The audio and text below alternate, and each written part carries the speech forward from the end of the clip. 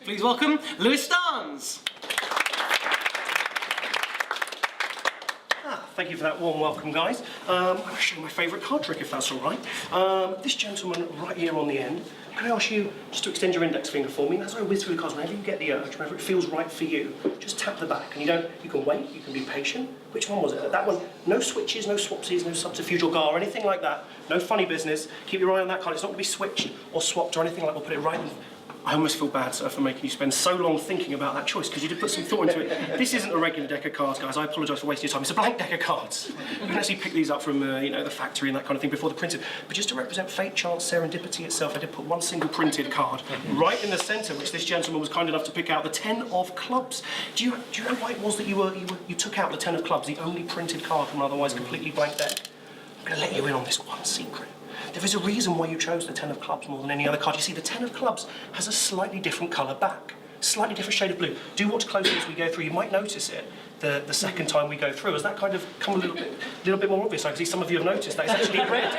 Some of you have noticed it. And it also says, pick me, sir. Be honest. Did you notice the first time around that the 10 of clubs had a red back and said, pick me? Did you notice that? No transfers, no funny business. Really is your 10 of clubs. The only printed card, the red back says, pick me. But let's try and push this a step further. If we take that 10 of clubs with the red back, it says, pick me, and push it through all those blank cards.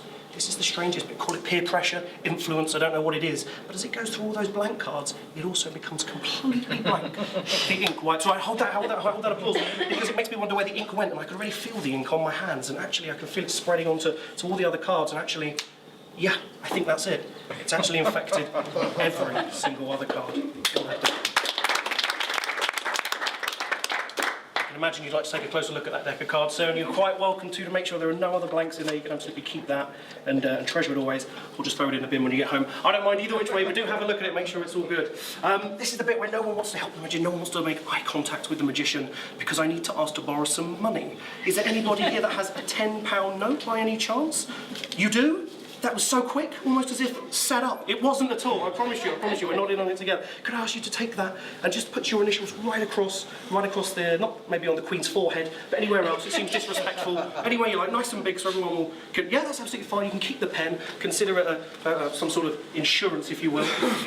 Guys, £10. If I was a real magician, I definitely wouldn't be stood here entertaining you lovely people. Don't take that in the wrong way. I'd definitely be sat at home turning £10 notes. Well, just watch, I guess. Can I ask you a strange question? What colour would you say a £10 note is? I know that's probably not a question you'd expect to be asked normally, but what colour would you say it is? Orange. Orange, good. Good. Watch really closely. Would you be happy if I turned it into a kind of a purpley, bluey kind of colour?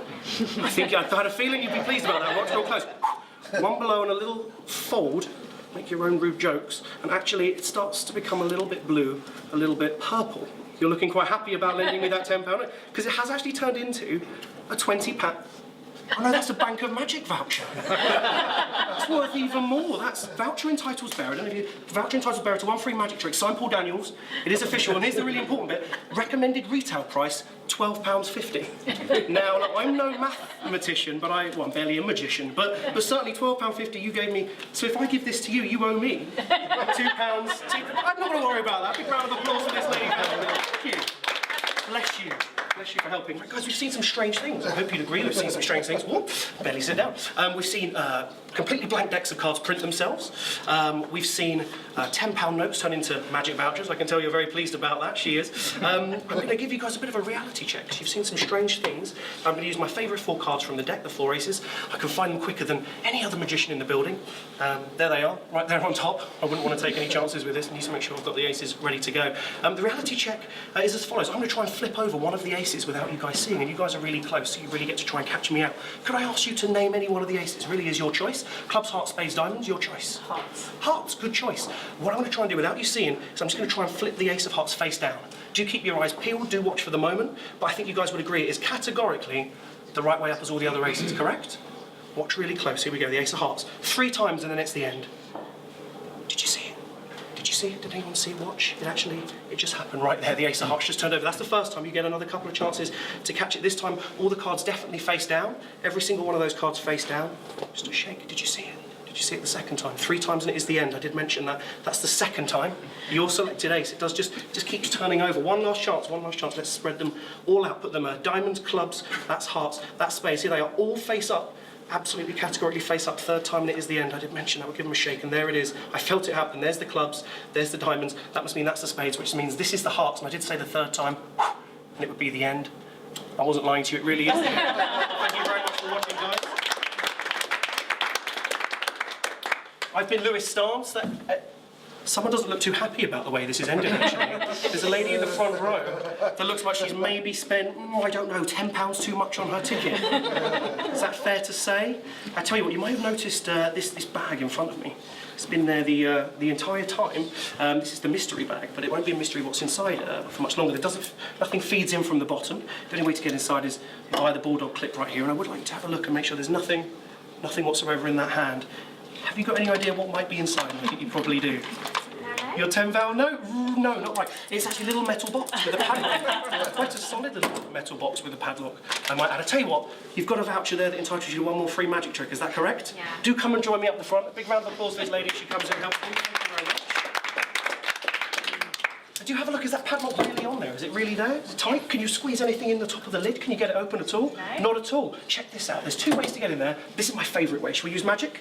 Yeah. For a bit of magic, you of course need a magic wand. Do feel free to reach over and grab my wand and pull that right on out. And don't worry about the string. I know that seems unusual. This is the magic circle. It's quite a rough area. More important, there's a lot of magicians, a lot of thieving magicians. I've had a lot of these wands go missing. I tell you what I'd like you to do is everyone's quiet.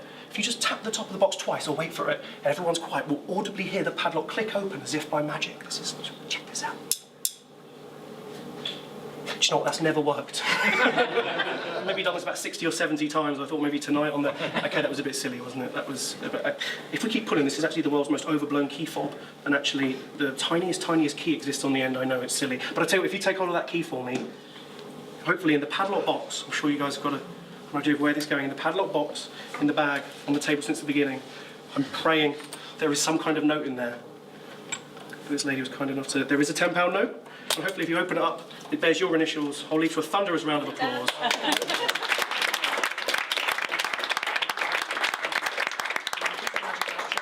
And a £10 note, of course. Thank you very much for watching, guys. Thank you.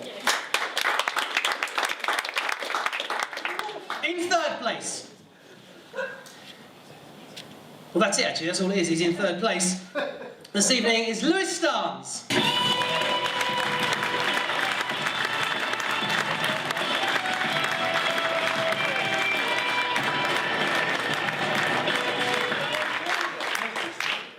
Lewis and a chat as well. That's nice. He will get one. There seems to have been some sort of problem with getting me the certificates.